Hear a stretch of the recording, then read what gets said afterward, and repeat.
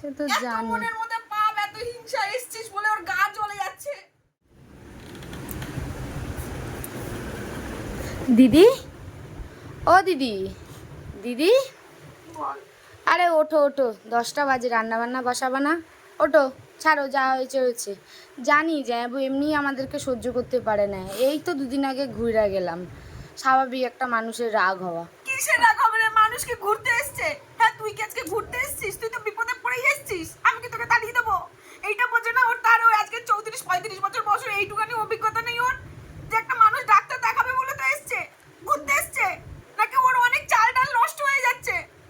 সেটা তো জানি, এমনি আমাদেরকে সহ্য করতে পারে না, তার উপরে এই দুদিন আগে ঘুরে গেলাম, আবার এলাম, আমার হয়েছে যত জ্বালা। আর তোমার ভাই ওখানে বসে বসে কাজ করছে, আর জামাইবাবু ভাবছে আমরা নিয়ে দৌড়াচ্ছি, ওর বউয়ের শরীর খারাপ, আমরা নিয়ে মনের মধ্যে দৌড়াচ্ছি। খুব পাপ রে তো জামাইবাবু, জানিস না আমি এমনি এমনি অশান্তি করি না, খুব পাপ।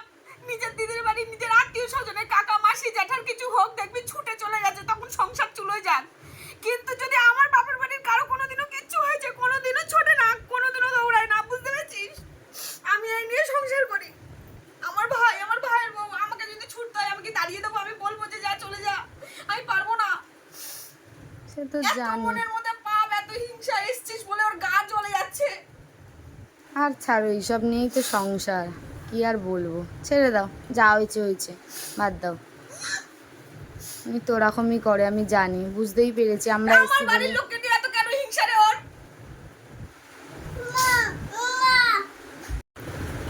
যা নিজের মতন করে কিছু একটা করে ছেলেটাকে দে, আমি পরে উঠছি, রান্না বসাচ্ছি।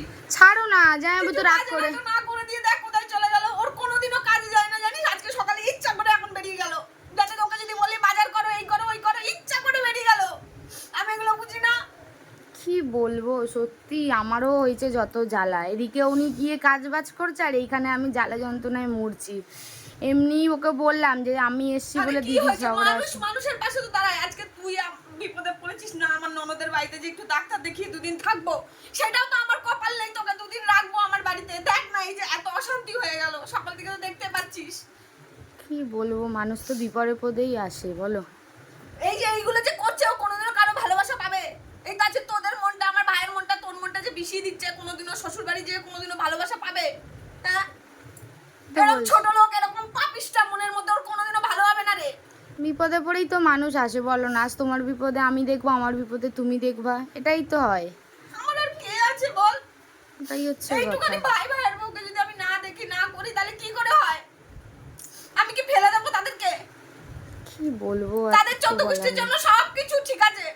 না না, ছেড়ে দাও, কিছু বলতে হবে না, আমি আমি এক কাজ বলি করি। বলি তো খারাপ, এই এতগুলো কথা বলেছি বলেই তো তেজ মারিয়ে চলে গেল।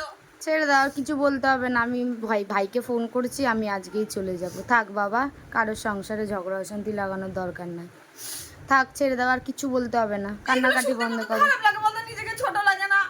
কান্নাকাটি বন্ধ করো, ছেড়ে দাও, মুখ বন্ধ করো, ছেড়ে দাও, চুপ করো, চুপ করো, যাও যাও, ওঠো, রান্না বসাও, যাও, জানিস তো ছেড়ে দাও, ওঠো, রান্না বসাও, যাও। কি রান্নাটা করবো, তাই চলে গেছে।